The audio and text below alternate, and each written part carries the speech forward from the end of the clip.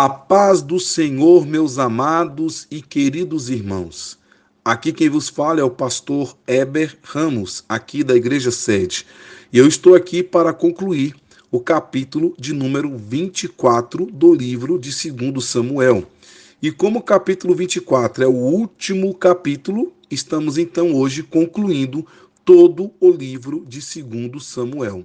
Nós iniciamos no dia 6 de fevereiro com o pastor Gedeon Júnior e nós estamos hoje no dia 6 de maio encerrando todo esse ciclo do livro de 2 Samuel. Então hoje é o 69º estudo de número 69, e estamos felizes por tudo que Deus tem feito em nosso meio. Caso você queira acompanhar todos os estudos, basta entrar no nosso canal do YouTube, IEPBC Brasil, e você vai encontrar lá todos os estudos ministrados até aqui, com o pastor Gedeon Júnior, com a pastora Vera, com o nosso querido evangelista Joel, com o pastor Elias Santana, com a pastora Geise Teodoro, com o pastor Heber, esse que vos fala, e estão todos ali, 69 estudos para poder abençoar a sua vida. O nosso querido obreiro Alex também esteve ministrando a palavra do Senhor e foi uma bênção para todos nós. Então hoje, meus amados irmãos, é o encerramento. Nós estamos no versículo de número 14 e eu quero que os irmãos acompanhem. O texto já está aí na sua tela e você pode acompanhar a partir do versículo 14, que diz assim a palavra do Senhor. Então disse Davi a Gade: estou em grande angústia, porém caiamos nas mãos do Senhor, porque muitas são as suas misericórdias, mas não nas mãos dos homens, não caia eu. Então enviou o Senhor a peste a Israel, desde a manhã até o tempo determinado, e desde Dan até Berseba morreram 70.000 homens do povo. Estendendo, pois, o anjo a sua mão sobre Jerusalém para a destruir, o Senhor se arrependeu daquele mal e disse ao anjo que fazia a destruição entre o povo: basta, agora retira a tua mão. E o anjo do Senhor estava junto à eira de Araúna, o Jebuseu. E vendo Davi ao anjo que feria o povo, falou ao Senhor, dizendo: eis que eu sou o que pequei, e eu que iniquamente procedi. Porém estas ovelhas que fizeram? Seja, pois, a tua mão contra mim e contra a casa de meu pai. E Gade veio naquele mesmo dia a Davi e disse-lhe: sobe, levanta ao Senhor um altar na eira de Araúna, o Jebuseu. Davi subiu, conforme a palavra de Gade, como o Senhor lhe tinha ordenado. E olhou Araúna, e viu que vinham para ele o rei e os seus servos. Saiu, pois, Araúna, e inclinou-se diante do rei, com o rosto em terra. E disse Araúna: por que vem o rei, meu senhor, ao seu servo? E disse Davi: para comprar de ti esta eira, a fim de edificar nela um altar ao Senhor, para que esse castigo cesse de sobre o povo. Então disse Araúna a Davi: tome, e ofereça o rei meu senhor o que bem parecia aos seus olhos. Eis aí bois para o holocausto, e os trilhos, e o aparelho dos bois para a lenha. Tudo isto deu Araúna ao rei. Disse mais Araúna ao rei: o Senhor teu Deus tome prazer em ti. Porém o rei disse a Araúna: não, mas por preço justo te comprarei, porque não oferecerei ao Senhor meu Deus holocaustos que não me custem nada. Assim Davi comprou a eira e os bois por 50 siclos de prata. E edificou ali Davi ao Senhor um altar, e ofereceu holocaustos e ofertas pacíficas. Assim o Senhor se aplacou para com a terra, e cessou aquele castigo de sobre Israel. Muito bem, meus amados irmãos, estamos aqui no final do capítulo de número 24. Os irmãos lembram que ontem Deus deu 3 alternativas para Davi. Pelo pecado que ele havia cometido, o pecado foi numerar o povo, fazer um censo. E isso desagradou ao Senhor, porque Davi queria ter uma noção da sua força. E Davi não tinha força nenhuma. A força vinha do Senhor. E aí, pelo fato dele ter contado e numerado o povo, Deus, através do profeta Gade, dá 3 alternativas a Davi. Primeiro, se ele queria 7 anos de fome sobre a terra.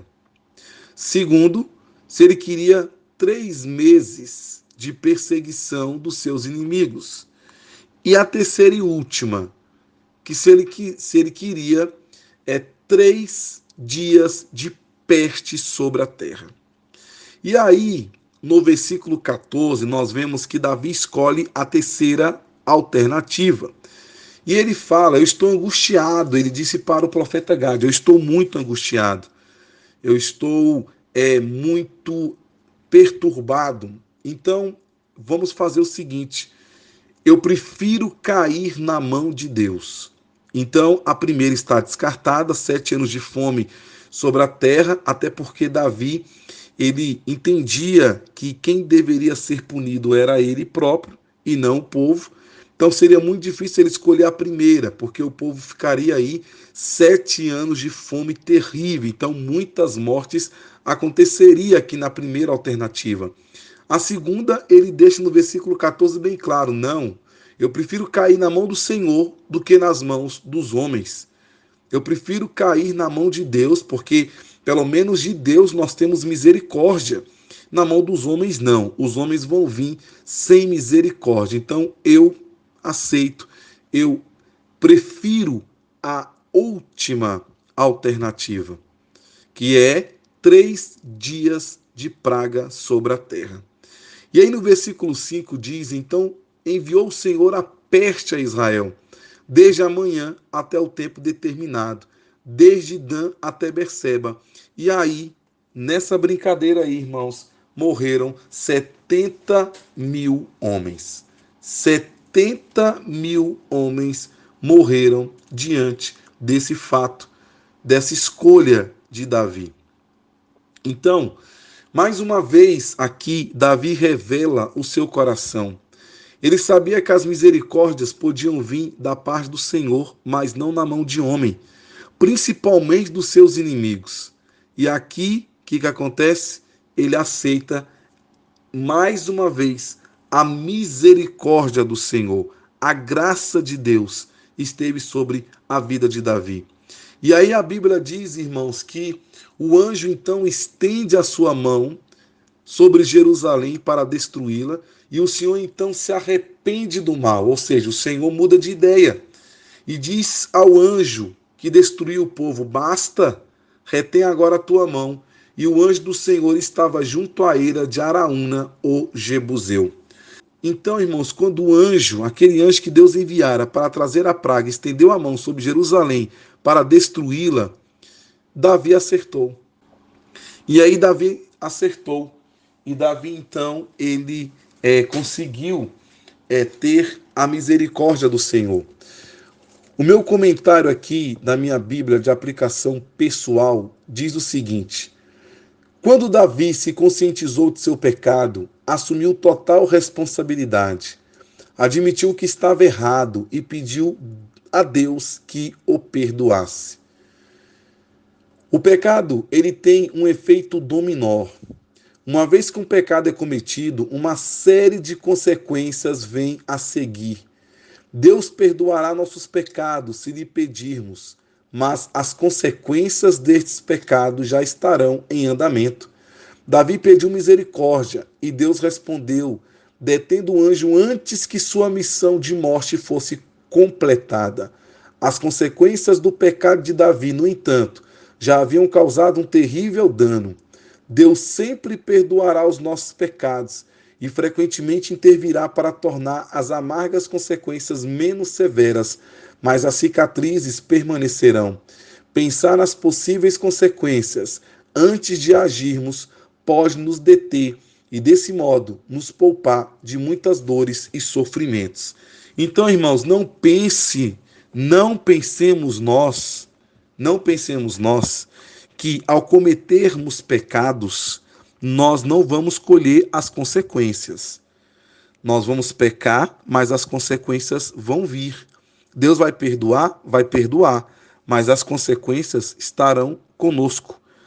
Porque a Bíblia diz: o que nós plantamos, nós colhemos.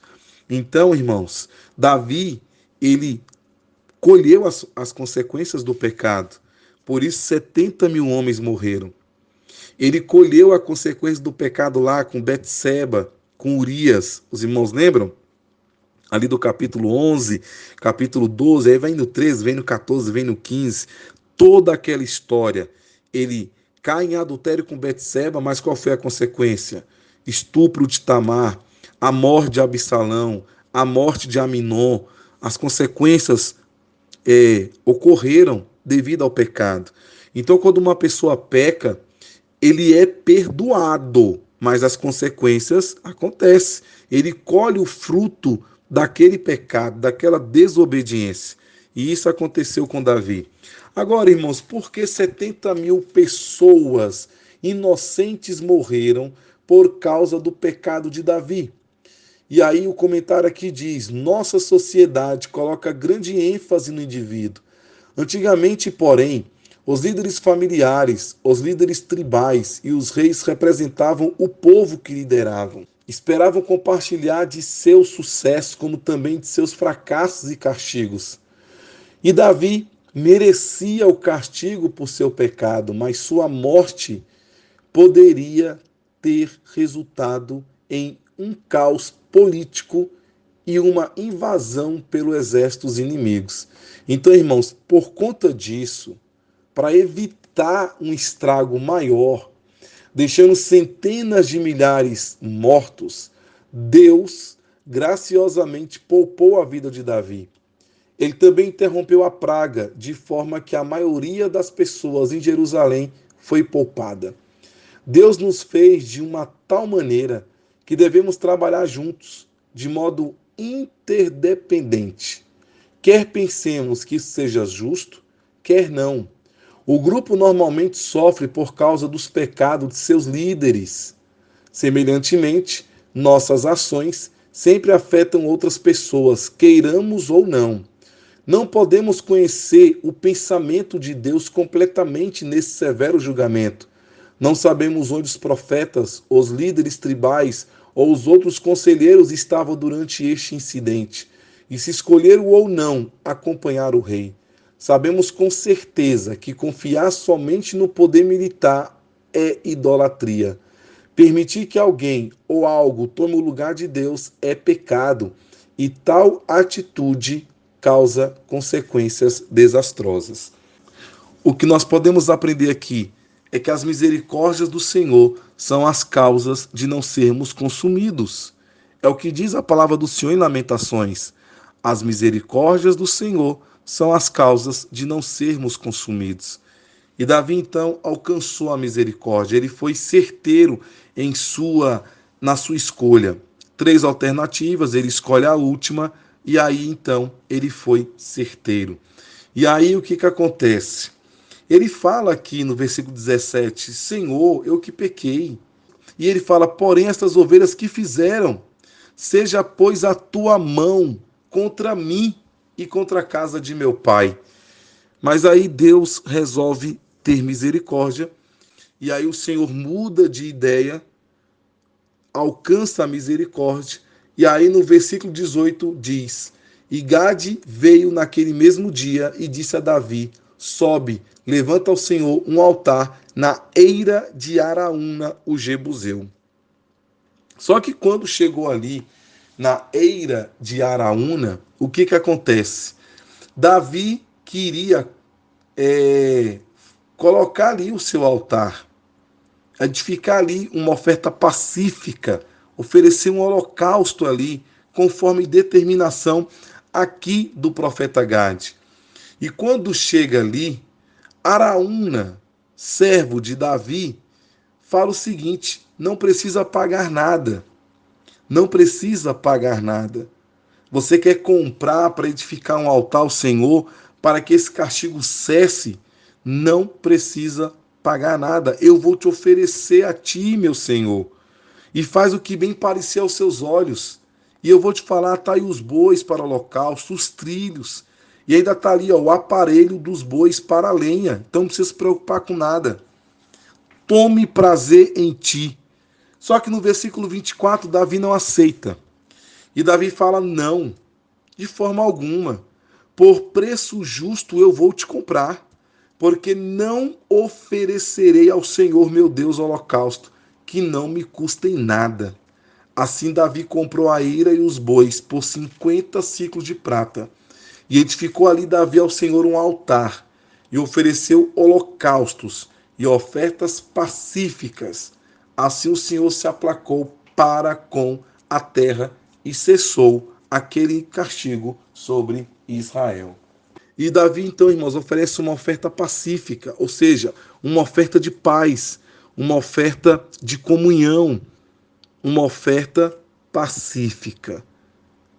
Conforme nós aprendemos aí na revista O Sacrifício, que é uma oferta de paz, que no hebraico significa shalom, significa paz, prosperidade, completude.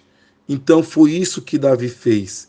Ele fez uma oferta pacífica, ou seja, uma prova de reconhecer uma manifestação divina, uma forma de reconhecer a misericórdia do Senhor, a graça de Deus. Então, o que acontece?